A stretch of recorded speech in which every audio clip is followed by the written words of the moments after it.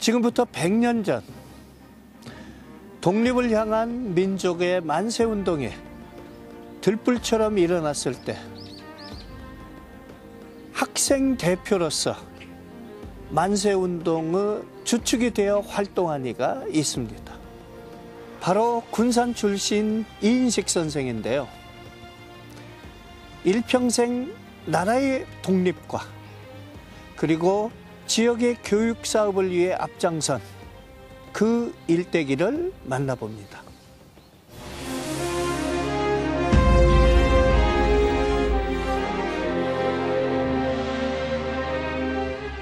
지금 뭐 많이 부르면 250억 뭐 그렇게 이야기했죠. 당시 상속받은 것을 다 팔아가지고 임시정부에다 헌납을 한 거죠. 그 헌납할 때도 변장을 해서 여기다 현찰을 감추고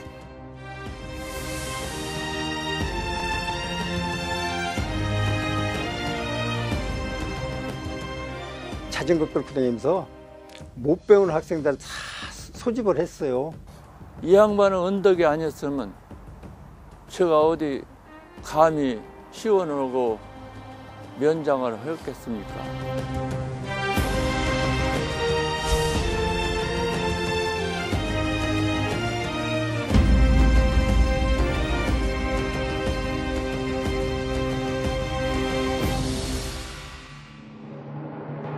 (1919년 3월 5일) 종로의 한 가정집에 비밀스럽게 모인 학생들.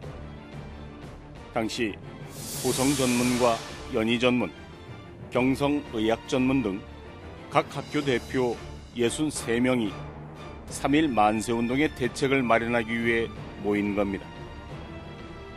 그러던 가운데 갑작스레 들이닥친 순사들에 의해 집주인인 보성고보 이인식을 비롯한 43명의 학생들이 현장에서 체포됩니다.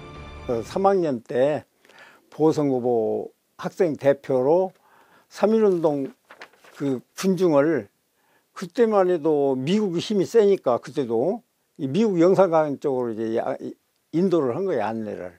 부자니까 집까지 사줬어. 부모님이. 이제 그 집이 말하자면 학생들 운동회의 본부요.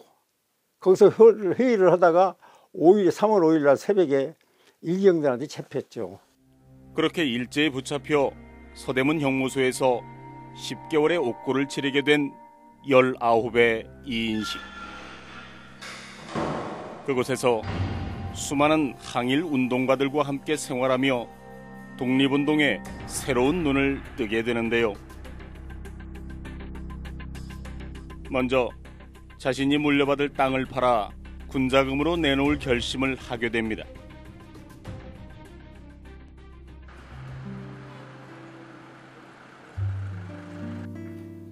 독립운동가 집안의 시집와 힘든 생활을 했던 전창년 씨. 하지만 그녀에게 시아버지 이인식 선생은 더없이 자랑스러운 존재입니다. 이 훈장은 나라에서 그때 받으신 훈장을 목에 걸으시고 이렇게 찍으신 사진입니다. 아버님을 뵈면은 좀 약하게 생기셨고, 응? 건장하지도 않으신데 어떻게 그렇게 큰 일들을 해내셨는지 참 감탄하지 않을 수가 없어요. 예. 이인식 선생이 건국훈장 독립장을 받은 것은 돌아가시기 1년 전인 지난 1962년의 일입니다. 아, 여기 나옵니다. 건국 공로 훈장. 여기 목에다 걸으시고.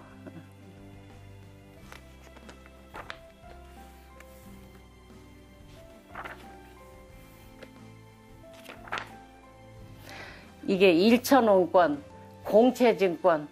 임시정부에 거금 8,000원을 헌납하고 받아놓은 증서. 20살 곧다운 나이의 시집와 병약했던 시아버지의 수발까지 책임졌던 며느리에게 선생은 가끔 독립공채에 대한 이야기를 꺼내기도 했다는데요. 3.1 만세운동으로 붙잡혀간 형무소에서 독립군들이 돈이 없어 어려움을 겪고 있다는 말을 듣곤 용단을 내리게 됐다는 겁니다. 아버님이 이 얘기 하시기를 이건 직접 들은 이야기인데 나는 호남 갑부의 아들이다. 나는 돈을 상해 임시정부에 돈을 갖다 드릴 수가 있다고. 그러니까 어떻게 해야 그것을 전할 수 있는가. 그러고 물었더니 신우중가 거기에 이렇게 연모판이 이렇게 길었잖아. 이렇게 메고 다니고 거기에 별을 7개 그린 사람이 그 밀정이에요. 말하자면 상해 임시정부에 그 사람한테 이 돈을 전하라고 오더래요. 그래서 이제 아버님은 먼저 나왔기 때문에 당신이 물려받은 수천 석을 다 팔아버렸어. 팔고 또 시할아버님이 보태주시고 그래서 그때 돈으로 8,000원을 쌀 한 가마에 2원씩 갔다고 그랬어요. 그랬는데 8,000원을 가지고 집안 서기하고 둘이 이제 신우주까지 가셨어요. 가셔서 이미 약조가 다 된 것으로 알고 있는데 왜 이리 시간을 끄시오?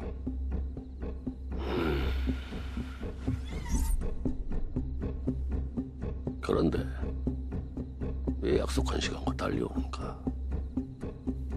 영화에 나오는 것처럼 일제의 삼엄한 감시 탓에 군자금을 건네는 것도 큰 위험을 무릅써야 하는 상황. 다시 한번 투항을 권고해 보겠습니다. 1923년 독립공채에 관한 기사를 살펴보면 조선인으로 추정되는 이가 도망치면서 버린 것을 압록강 상류를 지키던 군인이 찾아내 압수했다는 건데요. 당시의 분위기가 어땠을지 짐작이 됩니다.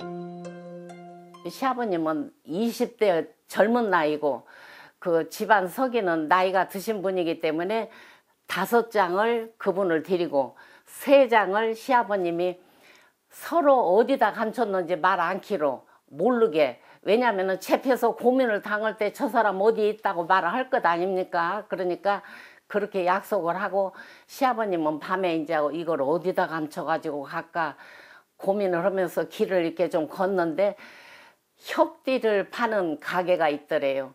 근데 이중으로 이렇게 혁띠가 되어 있기 때문에 그걸 사서 이 3장을 그 혁띠 속에 밀어 넣었어. 그리고 이제 그 서기는 5장을 신발장 밑에다 양쪽에 갈라서 넣고 그러고 있는데 너무 압록강을 건너오는데 수색이 심한 거야.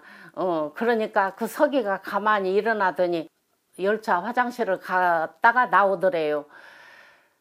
이분은 꼭 이것이 들킬 것 같으니까 찢어서 압록강 밑에다 던져버렸어.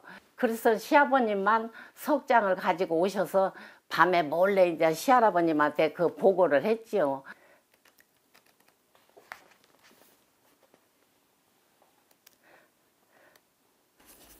이 사진은 시아버님이 예전에 잘 살으실 때 이렇게 모습이십니다.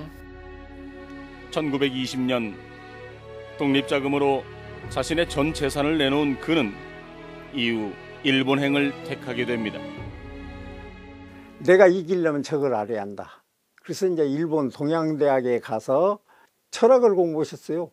그 어려운 처지 같으면 철학이 어떻게 그렇잖아요. 문화를 연구하는 건데 철학과에 다니시다가 또 금의회라는 걸 조직을 했어. 나라를 다시 찾는 그런 운동을 하다가 이제 동료가 잡혀가는 걸 보고 만주로 도망을 했습니다. 이분이. 그래서 만주에서 거의 당신이 그 젊은 시절 다 보냈어요. 그가 다시 한국에 돌아오게 된 것은 1926년. 순종이 승하하면서 60만세 운동이 일어나 일제의 감시가 소홀해진 틈을 노린 겁니다. 그때 이제 60만세 운동이 터지니까 전국적으로 이제 이 만세 운동이 일어났어요. 그러니까 일본 사람들이 지금까지는 이인식이가 어디 있는가 하고 이렇게 밝혔는데 거기까지 신경을 못 써. 이제 그때 이제 넘어오신 거예요. 잠입을 하셔서 다시 자금 상해 임시정부에 쓸 자금 모금 운동을 하고 그 다음에 조직을 하고 이렇게 하면서 당신 마누라한테 팔랑팔랑 한 번씩 와. 이제 그때 이제 2 아들이 생겨난 거예요. 그러니까 결혼한 지 몇 년 만이요. 16년에 결혼을 하셔갖고 26년에 오셨으니까 10년 만에 이제 그때 26년에 첫째 아들을 낳고 28년에 둘째 아들을 낳았어요. 만주 일대에서 항일 투쟁의 길을 걸었던 이인식 선생. 젊은 시절 조국을 떠나 20여 년을 머나먼 타국 땅에서 외로운 삶을 살 수밖에 없었는데요. 그의 두 아들 역시 외롭기는 마찬가지였습니다. 교장 선생님으로 정년 퇴직을 해 주변의 부러움을 한 몸에 받았을 선생의 둘째 아들 이병기 씨. 지난 2014년 세상과 이별하는 순간까지도 아버지는 어쩌면 원망과 그리움에 사무치는 이름이었을 겁니다. 아버님 얼굴을 10살이 넘더라고 몰랐다네. 안 오니까. 한국에 오면 잡힐 것 아닙니까? 그러니까 만주 혼자 독립운동 하셨고 초등학교만 졸업시키고 이 아들을 가르칠 수가 없어. 둘째 아들을. 시어머니가 너무 가난해서. 그러니까 아버지를 찾아가라고 전화번호를 손에다 쥐어서 보냈어. 만주를. 근데 만주 목단강까지 기차에서 3일을 자야 한다네. 그런데 아버지 얼굴을 모르니 어떻게 찾아가. 그래 차에서 전보를 쳤대요. 그러고는 안 내리고 이제 내려서도 이렇게 가만히 보았대. 왜냐면 아버지를 모르니까. 마지막까지 남은 사람이 우리 아버지일 것이다. 그렇게 하고 혹시 우리 아버지 아니시냐고 그랬더니 네가 안 먹으시냐고 이렇게 끼안고 울었다는 거예요. 그래서 이제 중학교, 고등학교를 만주에서 이제 아버지 밑에서 다녔죠. 우리 집 아저씨가. 예.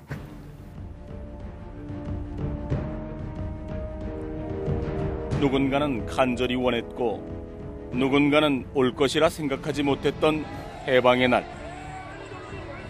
이국 땅에서 독립운동에 앞장섰던 이들은 꿈만 같은 상황에 환호하며 다시 찾은 조국의 품에 안겼지만 이인식 선생의 결정은 달랐습니다. 자신이 교장을 맡고 있던 조선인 학교를 차마 버릴 수가 없었던 겁니다. 조선족 후손들을 위해서 목단강 중학교 교장으로 있으면서 그 가르치는데 열중을요. 그러면서 당신 아들도 너 내려가거라. 나라가 해방됐으니까 가서 공부해서 훌륭한 사람 돼. 하고 내려보냈어. 당신 안 내려오고. 그러니까 어머니가 큰아들을 보냈어요. 맨날 며칠 가본 게 아버지께서 누워 계신 거예요. 아파서. 그분을 업고 왔어요. 여기까지. 한 20일간 걸렸대요. 그러니까 집에까지 이렇게 모셔오고. 전 재산을 처분해 군자금을 지원하는 등 조국 독립을 위해 자신의 모든 것을 다 바친 이인식 선생. 광복 이후 그가 찾은 조국은 친일파들이 득세하는 한탄스러운 상황이었습니다. 이에 선생은 고향으로 내려와 새로운 활동을 모색하게 되는데요. 그것은 바로 가난으로 배우지 못한 아이들을 배움의 길로 인도하는 것이었습니다.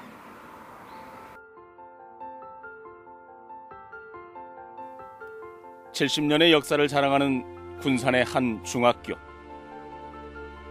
학교에 들어서면 가장 잘 보이는 곳에 훈장을 목에 건 이인식 선생의 흉상이 자리하고 있습니다.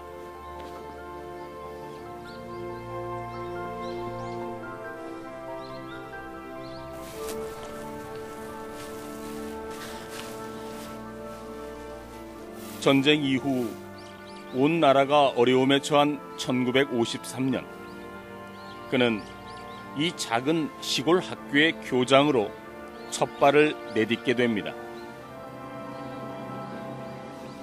인피역사까지 나오려면 심리가 넘어. 길도 안 좋고. 인피중학교가 이제 그 이엽사 농장 자리에 이제 이렇게 공민학교처럼 만들었는데 그게 이제 잘 안 돼요. 학생들이 안 온 게. 근데 당신이 자원을 해서 오신 거예요. 당신이 학리를 살리기 위해서. 봄에 이렇게 꽃이 피기까지 보이지 않는 존재들의 수많은 도움의 손길이 필요합니다. 마찬가지로 꽃망울을 채 터뜨리지도 못한 채 기울어가던 시골 학교를 되살리기까지 이인식 선생님의 남다른 애정이 있었습니다. 그 몸이 약하시기 때문에 이렇게 약을 항상 데려서 이렇게 드렸어요. 그러면은 제가 이제 약을 데린 약을 갖고 학교를 갈 때도 있었어요. 가면은 이렇게 학교가 이렇게 경사졌거든. 돌을 깨고 있어. 교장 선생님이 돌을 깨고 있으니까 지금은 이제 이렇게 쭉 아스팔트 같이 이렇게 다 깔았지만 학생들이 다칠까 싶다고 그 앉아서 그 작업복을 입고 앉아서 그 돌을 깨던 모습, 예, 그런 것이 눈에 이렇게 어른거리고 그래요. 예.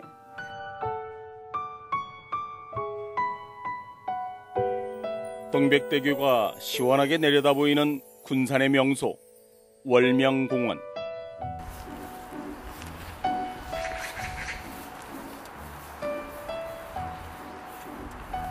이곳에 한평생을 나라의 독립과 후왕 양성에 힘쓴 이인식 선생의 동상이 있다는 사실을 아는 사람은 많지 않습니다. 오늘은 제자인 하영태 씨가 오랜만에 선생님을 찾았는데요. 동상이 세워진 2005년부터 시간이 날 때면 이곳에 들려 주변을 청소하곤 했는데 최근엔 몸이 예전 같지 않아 이마저도 쉽지만은 않습니다.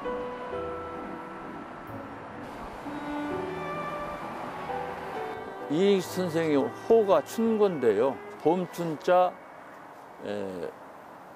언덕꽃자, 언덕에 봄언덕이라고 해서 거기에는 희망의 땅이다.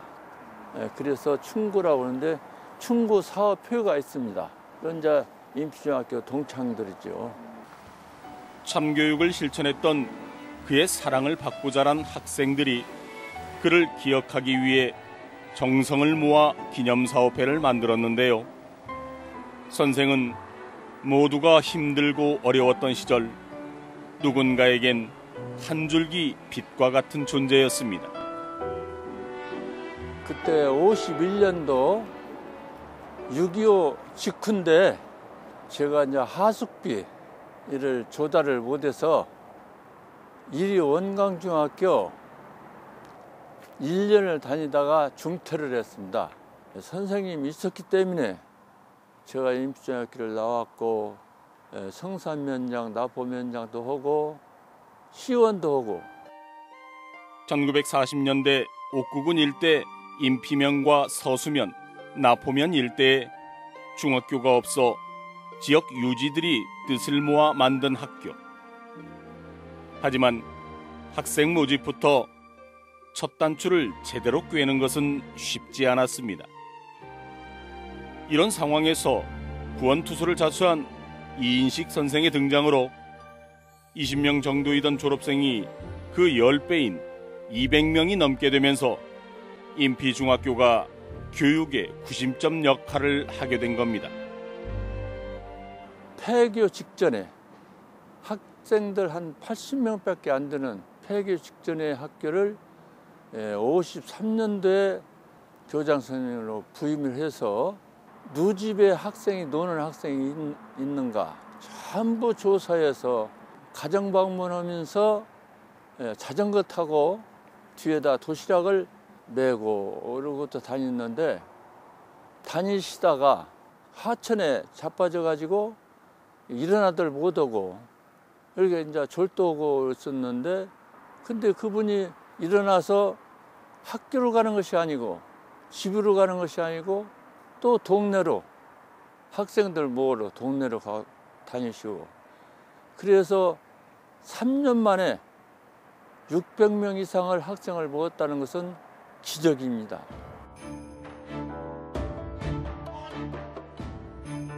독립자금으로 전 재산을 내어놓은 터라 변변한 집 한 칸조차 마련하지 못한 처지였지만 제자들을 향한 그의 사랑은 한이 없었습니다.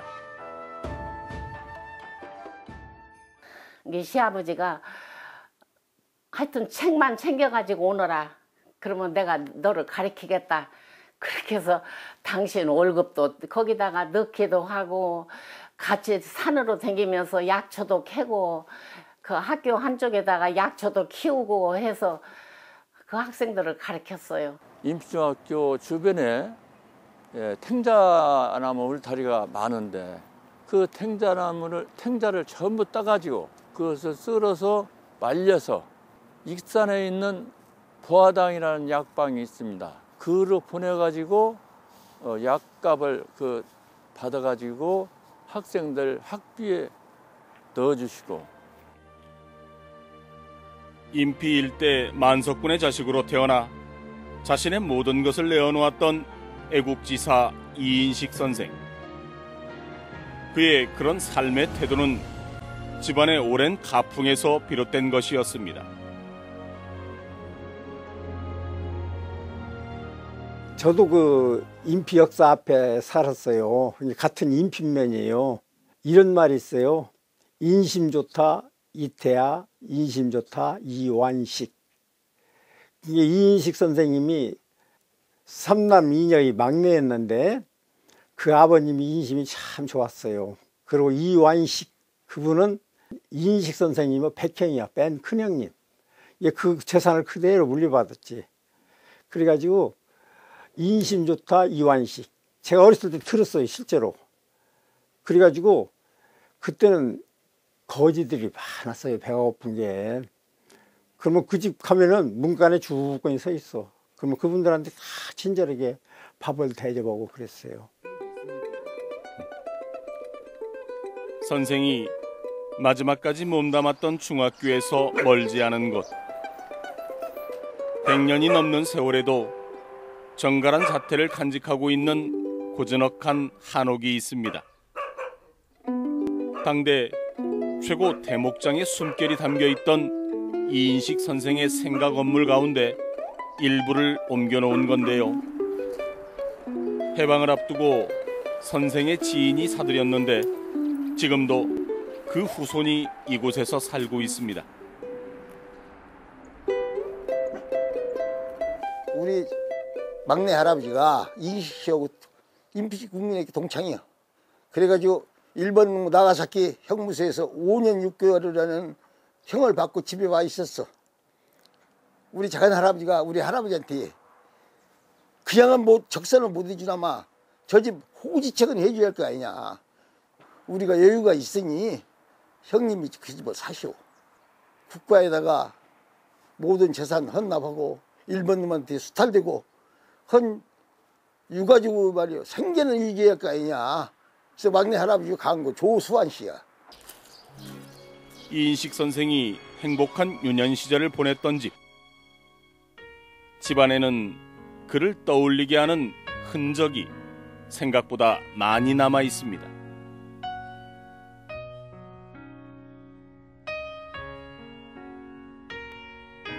이 사진의 주인공은 선생의 친구였던 조수환 씨.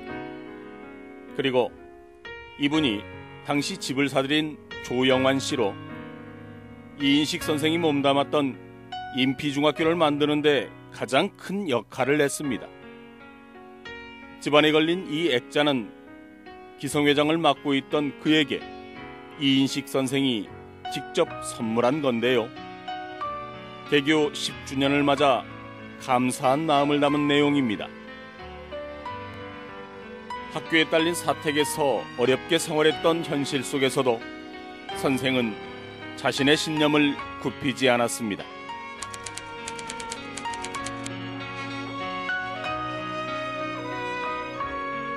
주위에서 왜 안 넣냐 해서 나라에서 돈을 받아라 이렇게 준다고 한 것이니까 이렇게 말을 했을 때 내가 한번 나라에 바친 것을 다시 받는다면 그게 무슨 애국이냐.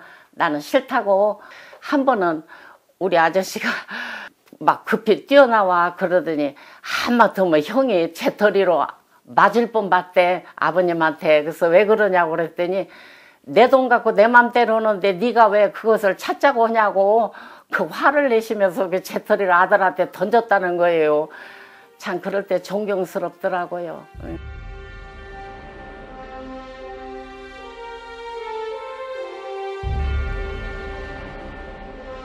지금도 군산에는 이인식 선생을 기억하는 이들이 많이 남아있고 곳곳에 그 흔적이 있습니다. 젊은 청춘 시절에는 나라의 독립을 위해, 말년에는 숭고한 교육 정신으로 나라와 타인을 위해 평생을 살다간 이인식 선생. 3.1운동과 임시정부 수립 100주년을 맞는 올해 우리가 꼭 기억해야 할 이름 중에 하나입니다. 이인식 선생님이 호통을 치셨어요.